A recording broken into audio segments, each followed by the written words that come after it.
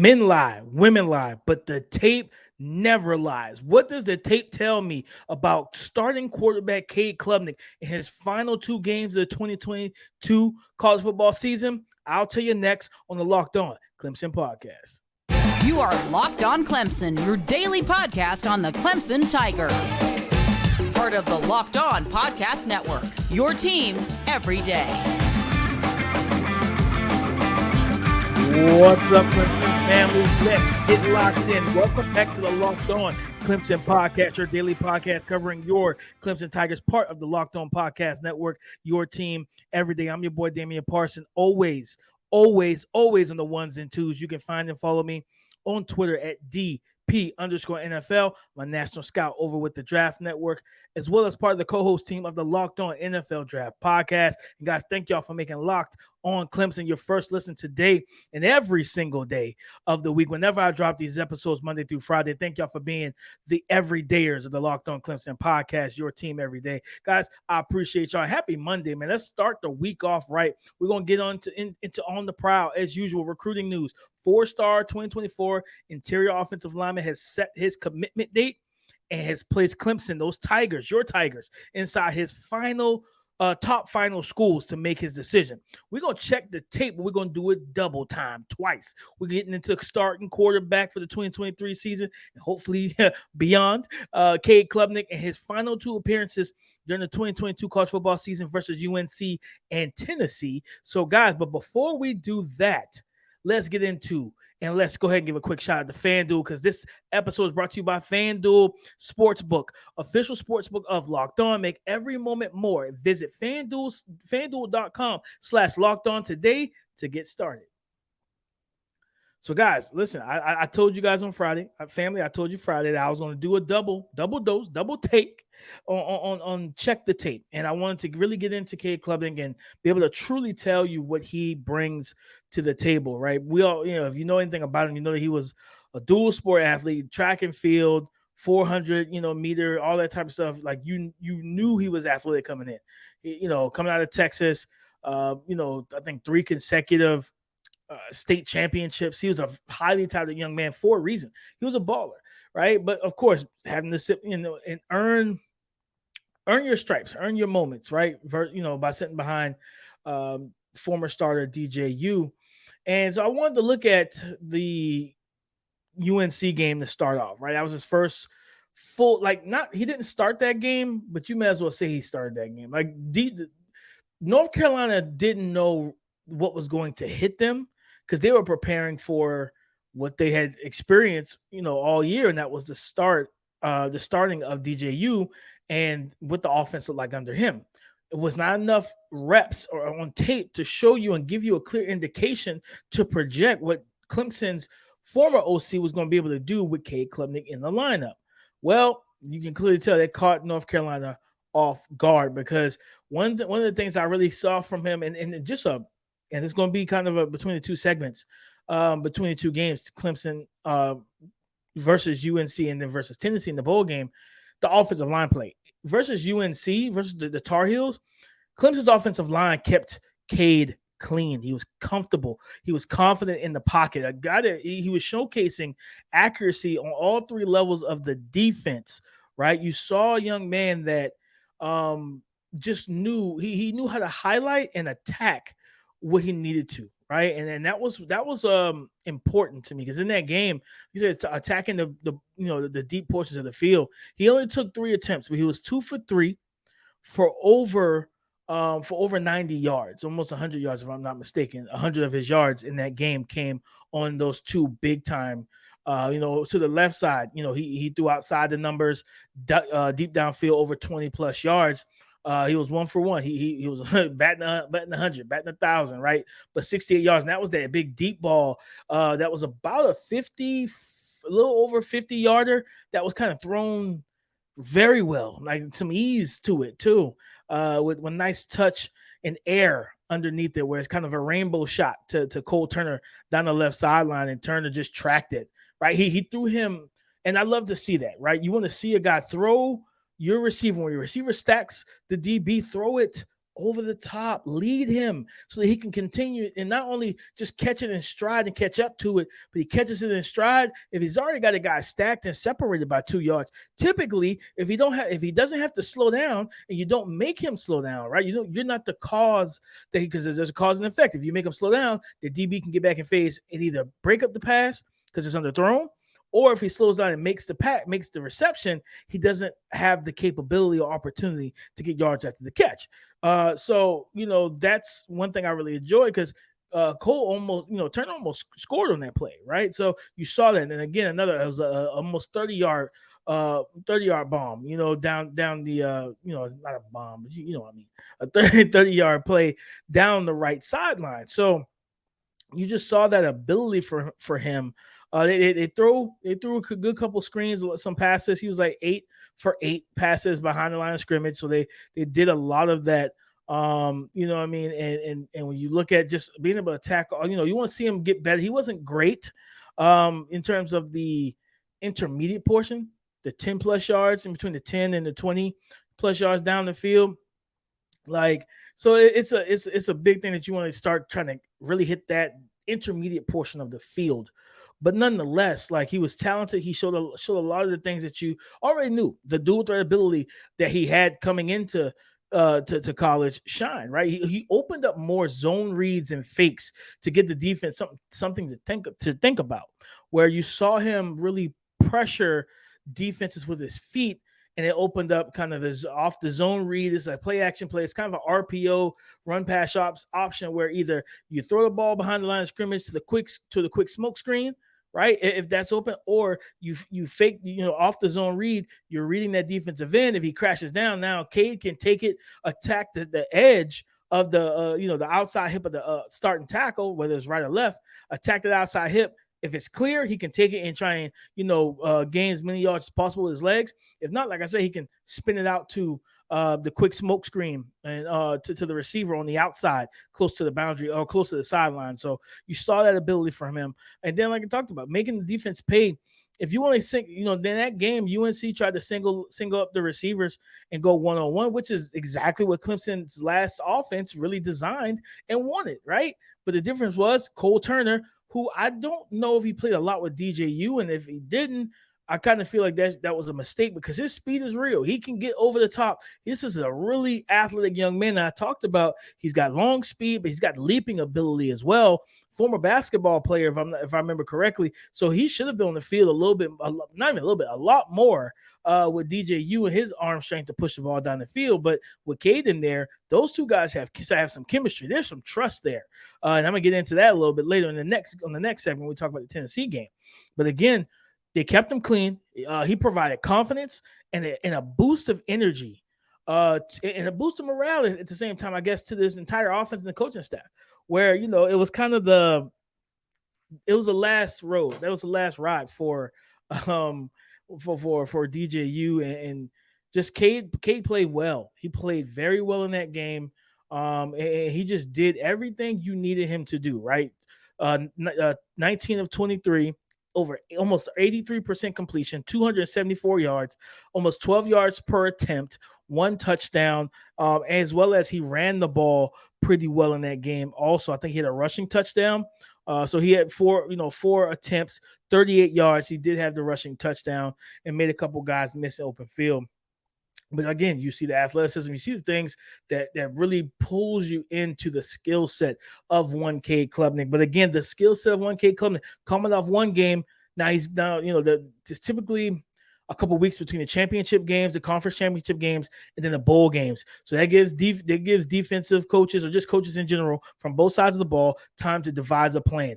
How did Tennessee? What type of plan did they devise to kind of stump the first time starting quarterback, Cade Klubnik? I'm going to tell you all about that Tennessee game coming up next on the Locked On Clemson podcast. Take your first swing at betting on Major League Baseball with FanDuel and get 10 times your first bet amount in bonus bets up to $200. You heard me correct, up to $200. That's right. Just bet $20, and you will land $200 back in bonus bets and it doesn't matter if you win or lose. That's the fun part about it.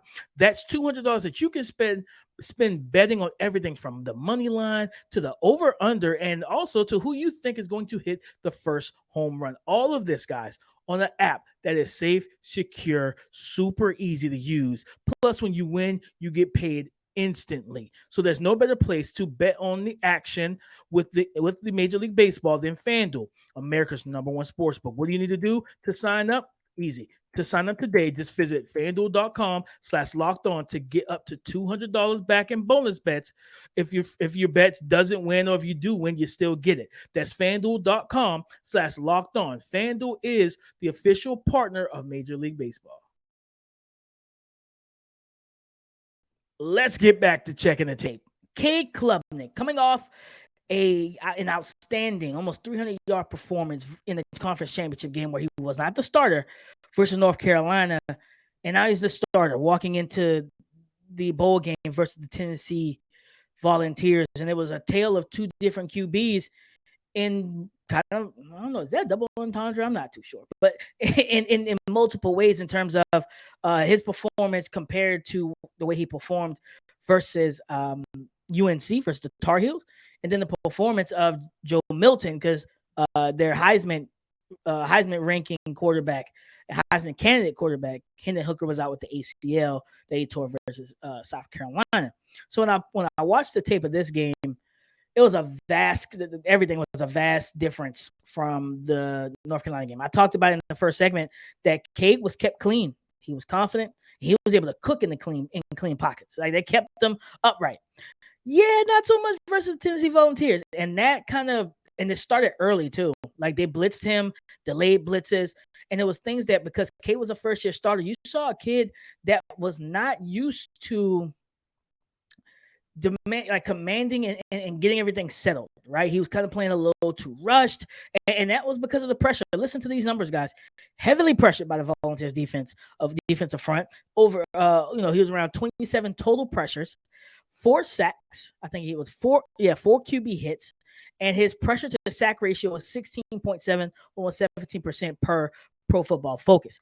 So when I tell you, and like I said early, I think it may have been the first drive, matter of fact. They got put in 3rd and 14 because they had him in shotgun. They went empty, and you saw when Tennessee showed man to man, but actually they dropped off their stand up edges into the passing lanes to take away the quick game, which is outstanding because it really slowed down the progression and the speed and the quickness of the progressing ability of Cade Klubnik. And then he ended up holding the ball and taking a sack when that linebacker came as a free runner on that delayed middle linebacker blitz. So you saw them just do a variety of things to pressure the young quarterback, right? Now, on those big downs like that in that same game, on that same drive, 3rd and 14, you just saw the toughness, right? The mental toughness of this young man and the courage to throw the ball and just try to give his team a chance. Now, again, some stuff, you don't want him doing, because, PFF has a stat called BTT, big time throws, and then they have TWP, turnover worthy plays. And you will see that from he'll give his guys an opportunity, but he'll test windows that could result in interception. So you got to find that fine line, walk that fine line, and find that balance, that middle ground, right? But what other things I saw, because like I said, the courage on those big downs, on that 3rd and 14, he lobs it up to Cole Turner for a 30-plus yard pickup, and it was just thrown. He had pressure bearing down on him. He stood in there, still tall, still strong. This isn't a 6'4", 220-pound quarterback. This kid's listed at 6'2", like 195, 190. So he's still got to get into that grown man or grown college body, and he stood in there tough, tall, and he executed through a nice touch pass over the top. Cole Turner made an outstanding leaping grab, over the safety, as the safety made a great angle, but horrible play on the ball, right? And like I said, the kid was hit 4 times, four QB hits, 4 sacks. So essentially that's 8 hits if you want to, really combine those two. But again, pressure all those times, and the toughness to just continue to throw and battle. 55 pass attempts, right? Now you did see some moments of staring down reads, because he's now not just staring down reads, but he's predetermining where he wants to go to the ball. He's trying to find that isolation route, right? And there was a play where, on matter of fact, on that play where he got sacked, where it turned in from like a 2nd and 7 to a 3rd and 14.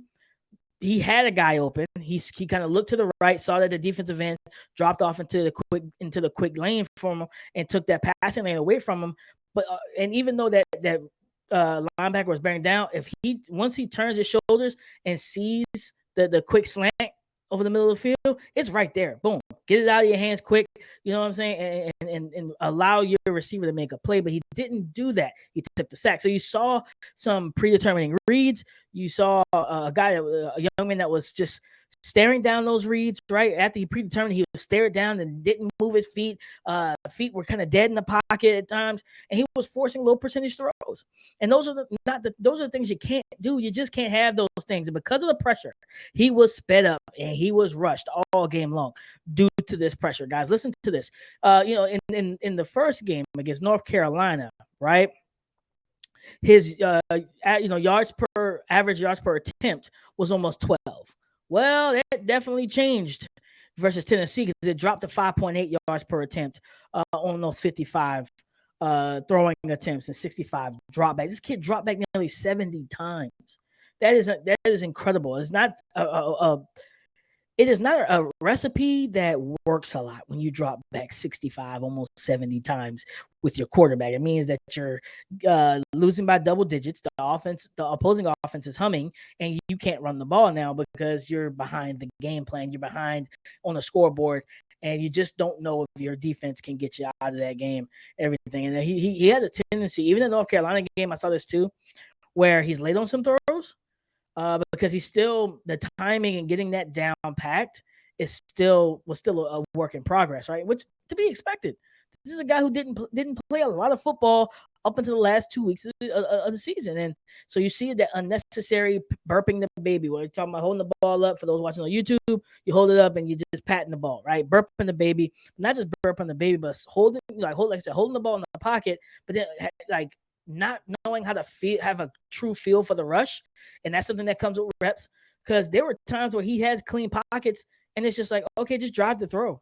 Okay, just drive the throw, and he's drifting to the left or he's drifting to the right, and then he wants to get his feet set and make the throw. And it's like, man, the pocket was fine, dude. All you got to do is take a slight step up. Don't overstride with your lead foot, right? Because that causes poor ball placement and accuracy. Load that back foot and let it rip, big man. Let it rip, fella. And that's all he had to do. But you see him just kind of unnecessarily moving in the pocket, right? Moving out of the pocket, like sidestepping, shuffling his feet and backpedaling out to get into a free spot. So confidence wasn't always there for him in that regard. But I think this young man is uber talented, as we all know. So it was a tale of two tapes. North Carolina, he was really good. Tennessee, the numbers will tell you, because versus Tennessee, he was 30 of 55, 54.5% completion percentage, 320 yards, 5.8 yards per attempt, 2 interceptions, 1 big time throw to 2 turnover worthy plays. And I'm pretty sure those 2 turnover worthy plays became turnovers, right? But again, he was pressured almost 30 total times, sacked 4 times. He was hit 3 times as he was throwing. So it was a mixed bag. And not just for Cade, but for the offensive line. So everything has to work within unison and as a cohesive unit all together. But again, I would say this: how does that shape up my watching him? How does that shape up my feelings about him in 2023? I feel good. I feel good about him heading into the 2023 season as a starter. And I'm gonna get into his fit as we get closer to the season, in terms of how he fits Garrett Riley's kind of spread tempo offense and everything. This talented kid that plays with urgency and plays with quickness and speed. He can do a lot of different things for your team. And if you be creative, I think you have yourself a home run hitter at the quarterback position. But again, he's got to get those reps, guys. We're talking about getting those reps. Clemson's been getting them reps in, man, on the Prowl, on the recruiting trip, on the recruiting trail. So we're going to get into Casey Poe, 2024 4-star interior offensive lineman. putting Clemson in his final top schools. And he's got his commitment date set. I'm going to tell you the date and talk about his game coming up next on Locked On Clemson podcast.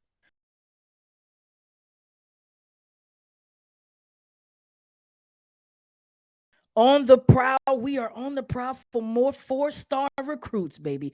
4-star offensive line, interior offensive lineman Casey Poe has put Clemson inside his top schools, guys, and that's big time. That's big time. And not only is it they're finalists in his top schools, he set his commitment date to Saturday. He announced that he will make his pick on Saturday, July the 12th. Okay, Saturday, July the 12th. So, July the 12th. So I'm checking to make sure that's a Saturday. Is it a Saturday? I'm not too sure. It might be. No, sorry. That's next Wednesday. That's gonna be next Wednesday. Sorry, guys. So he made his statement on Saturday, but July the 12th, Wednesday, July the 12th, he's going to make his announcement in terms of what team he's going to select to become a part of. And you look at he's got a host of suitors, right? Of course, your Clemson Tigers. He's got the Alabama Crimson Tide, Oklahoma Sooners. So you got former defensive coordinator, turn head coach Brent Venables trying to snipe one from underneath the paw of the Tiger, right? So he's got Oklahoma, LSU, those other Tigers. Shout out to my boy Keith Sanchez, 2019 LSU champion, coaching those Bengal Tigers, but they're not the Clemson Tigers. You know what I'm saying? But again, like the LSU Tigers, Texas Tech, Auburn, another Tiger, the Auburn Tigers. You know, they don't have much of a growl right now. They're not prowling. They're not pouncing and prowling like we are, right? And then those Georgia Bulldogs. So you got a couple cats, you got a Bulldog, you got a Sooner, whatever that actually is, a Raider. He's got a whole list of different things. And right now, both 24/7 Sports and 1.com have projections based, and they believe that he's projected to go to Alabama. He picked up his offer from Clemson in March, and his official visit to the school was set up in early June. This is a quote from him. Something that really stood out for me: if you're doing the official visits right, you want to find out if a school is being real or not, whether they're really showing their face when they recruit you, send you graphics. That's what you need to be looking for. Poe told he told TigerNet, shout out to TigerNet, a great resource for this podcast and for anybody that wants Tiger news after his visit. I think Clemson is exactly what people say it is. The reputation they have for having a great culture and a great personnel staff, and having a staff who really cares about their players instead of just kind of trying to pump out wins or the best players. They really care about the people. Of course, they still have a great culture. They're still grinding and trying to win a championship every single year, but I feel like it's exactly how it's portrayed in the media and on campus. He's a unanimous 4-star prospect and rated as high as number 133 overall and the 5th best recruit and prospect out of the state of Texas. Now, 1.com has a recruiting profile form. They have the scouting report, and they from like I say 6'4.5", 285, right? Interior offensive lineman. And they said their report reads: sudden and physically dominant interior offensive line prospect who won a state championship in the shot put as a sophomore, threw 57 foot 4 inches in the shot put and 129 foot 4 inches in the discus during his sophomore track and field season. Excellent hip flexibility and knee bend, understands leverage and wins at the point of attack consistently, violent in the run game, and plays with tenacity. Terrific build and weight distribution throughout his frame. Lacks prototypical length to play on the outside, but has a foot speed and body control to play tackle in a pinch. Need to see him maintain his athleticism as he adds mass. Has a chance to be the top interior offensive lineman in the country. Whew, that's high praise, guys. But I love reading that. We talk about the suddenness, the athleticism, the quick feet, the lateral agility, all those things. Now, yes, arm length can limit where how effective you can be as a prospect or as a player. When it pertains to the what's it called? When it pertains to playing tackle, right? Looks like they have them. If I'm making sure I'm reading this correctly, Looks like they have a verified, or they verified his. No, okay, so looks like he's at a 32 and 32.8, 32 and the eighth on the arm in terms of his length, arm length, and wingspan. And if that's the case, that's not terrible, right? If he can get another half an inch to 3/4 of an inch to a full inch, I think he'll be fine in terms of the thresholds for the NFL draft. And you will see. But I always talk about that, guys. If you're going to have shorter arms, shorter than the threshold for a lot of teams, you got to be an advanced timing and rhythm puncher with your strikes, with that jab, your long arm, your jab, and then also keep that inside hand close to yourself to protect the inside counters from those rushers, that you can get that hand latch, get the outside hand latch, and then run the feet, right? But I love everything I read about this young man, for Casey Poe, sorry. I think I'm saying Pope the whole time. Casey Poe. But again, he's got a lot of suitors, and if again that not debate, but that battle that a lot of fans have with kind of the Nick Saban and Dabo Swinney, right? Dabo's, I think his alma mater is Alabama, so it would be great if he could flip this kid or get this kid to commit to Clemson and pull one from underneath, because Alabama does a great job churning out top tier type of offensive linemen, whether it's tackles or guards, into the NFL, even some centers as well. So they do a great job of that. But Clemson, this young man can fit the scheme, whether it's a zone scheme, he has the lateral agility and foot quickness. But even with the shorter arms, he plays with good enough power in the run game as well. Very talented kid. So hopefully, again, 24/7 Sports and 1.com both have Alabama as the favorite over Clemson. To land Casey Poe, but let's hope. So you're telling me there's a chance? Yes, there's a chance for us to overtake those Crimson Tide, but you got to finish the deal, man. And clearly, from what he said, told TigerNet, sounds like the priorities of his visit to Clemson, to Death Valley, they met the priority. They met the standard. They met the challenge head on. And they did a good job. So we'll see how everything plays out for sure, guys. But I got my eyes on this young man, and I want to see what he's capable of, and see. I want him to be a Clemson Tiger, of course. So we got to continue to add those 3 and 4 star recruits to strengthen this class more and more and more, guys. So listen, I appreciate y'all tapping in with me as always. Go subscribe and follow for free on YouTube or wherever we listen to podcasts to get the latest episode as soon as it is available.